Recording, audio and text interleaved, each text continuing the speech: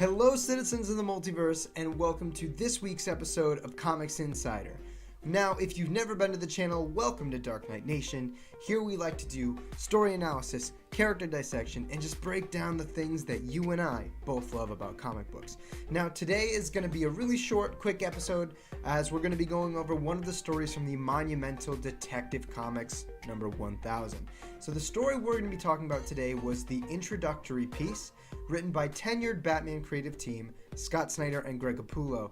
You know, if you've been following me for any amount of time, really at all, that I love this creative team, and they wrote one of my favorite Batman storylines of all time, The Court of Owls, which you can see this little piece from right here. Of course, make sure, if you're not already, like this video if you enjoy it, subscribe down to the channel so you can join us for more geeky videos, and answer the question of the day down in the comments below. You'll see that pop up on the screen soon. And of course, make sure you stay around to the end of the video so that you can learn how to win a free physical copy of the midnight release variant to Detective Comics number 1000 in all of its Jim Lee goodness.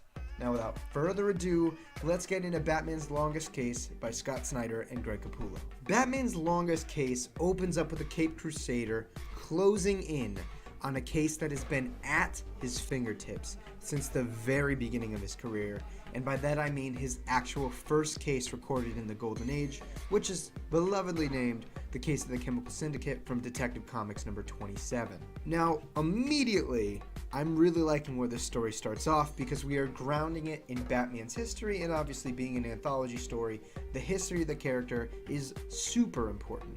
So, during the Case of the Chemical Syndicate, Batman uncovers a forgery in a museum. That forgery is the first clue to this case because over the next couple of years throughout his career, there are various clues that he finds leading him around the world and eventually ruling out villain after villain and city after city to the location of the answer.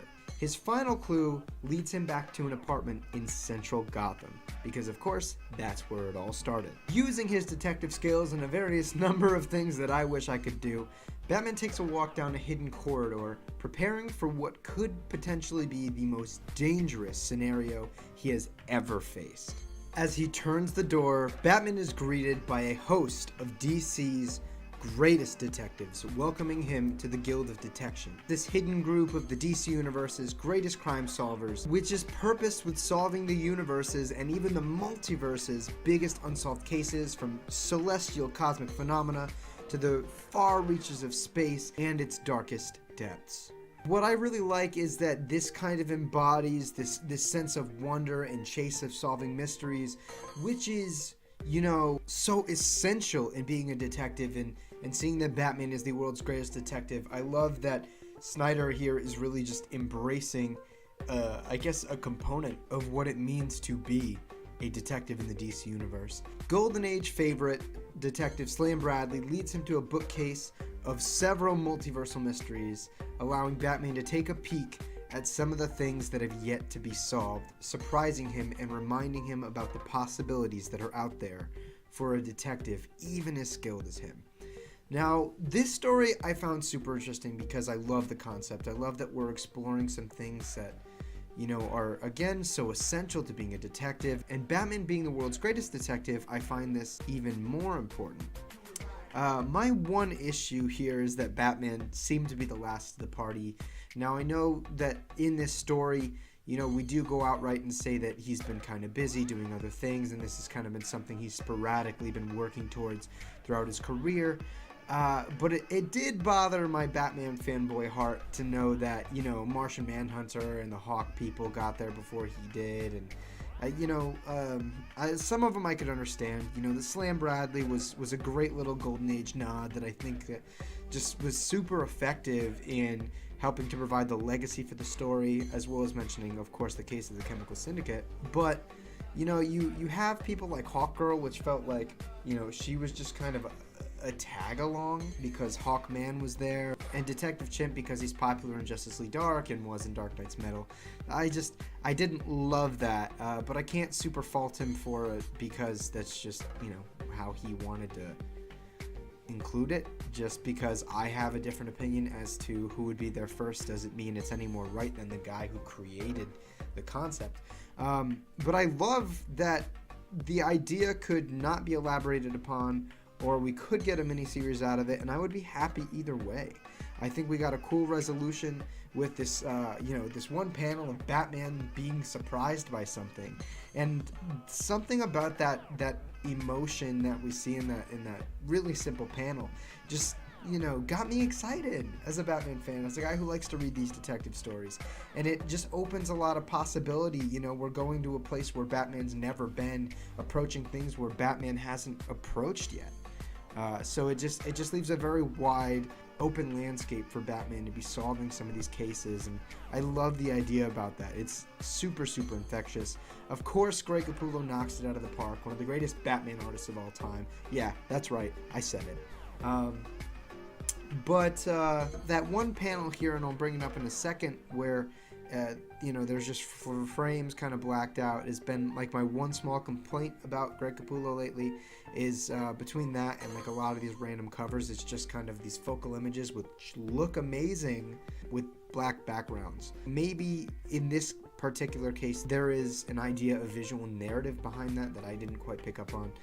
So if you do, feel free to let me know. But overall, I think it's really hard for me to really give a rating to an anthology story, because they ultimately have a totally different purpose from what we'd read in any other type of comic book. Not to mention, it's so much more compact. Really, I enjoyed the story.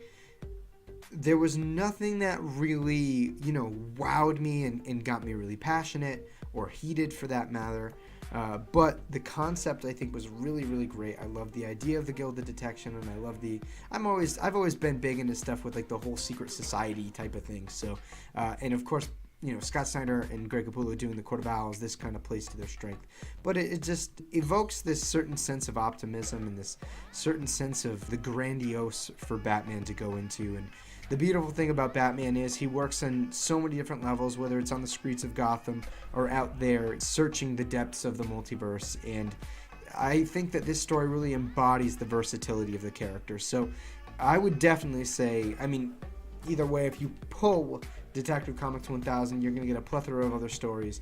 But if I'm going to say, whether or not you should or should not read it, I would definitely suggest reading the story. I think it's 100% worth the time. And it was obviously worth me reviewing, because I did quite enjoy it, besides that one little nitpick that I, don't necessarily know if I can hold against it, because it's just a choice that the creator made. Those were my thoughts on The Longest Case by Scott Snyder and Greg Capullo. Now that you've heard that, it's time for me to let you guys know how you can win your free copy of Detective Comics 1000. Take it away, other guy. Thanks to my amazing sponsor, AJ's Comics in Colchester, Connecticut, I'm able to give you guys a free physical copy of the midnight release variant for Detective Comics 1000. Look at all of this and its Jim Lee goodness. So first off, please go show those guys some love. There are links in the description below to both their website and their Twitter. Now, what's so great about AJ's Comics? They're always willing to help you out with any of your geeky needs, whether it be comic books, collectibles, trading cards, you name it, they are there. The owner, Pete, is just a really well-natured nerd with a wealth of comic book knowledge, and that's really all that I can ask for. Second off, if you live far from a local comic book store and need your fix, maybe you're one of the incredible men and women serving our country, and if you are, thank you so much for your service, you can subscribe to their mail-in subscription service.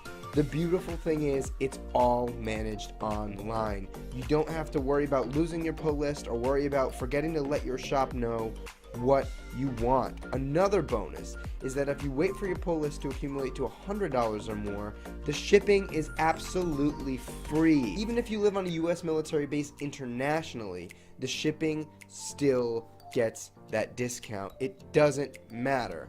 And no matter what, your pull list grants you 10% off all of your comic books. Week in and week out, I always find an excuse to give this awesome shop my money. And the comics are good, the people are good. Really, man, this is the shop that you guys should be going to. Now please go check them out, show them some love. You can find them on Twitter at AJ's Comics, and if you happen to win, please send them a tweet letting them know that you appreciate this awesome opportunity for a free copy of one of the most monumental occasions in comic books ever. Now, how do you win? All you have to do is be a fan of the channel. If we can get at least 15 likes within the first, 72 hours, 3 days, you will have the opportunity to win this book. All you have to do is like, subscribe, comment down below what story in this book are you looking forward to reading. Also, if at any point you want me to cover a particular story in this book, let me know as well. I'll be glad to do that for you. So again, in order to win, like this video, subscribe down to the channel below, and answer the question of the day, letting me know what story you either liked the most or are looking forward to reading the most. Thank you guys so much for watching this episode of Comics Insider. Now, do not forget, if you enjoyed this video, please make sure to subscribe to the channel for more content like this. And of course, like this video so we know that you're digging what we're putting out. Please feel free to follow us on our social media, on Twitter, on Instagram, and we even have a Facebook page. How much better can we get? But again, thank you guys so much for watching. We'll catch you guys in the next video from Dark Knight Nation.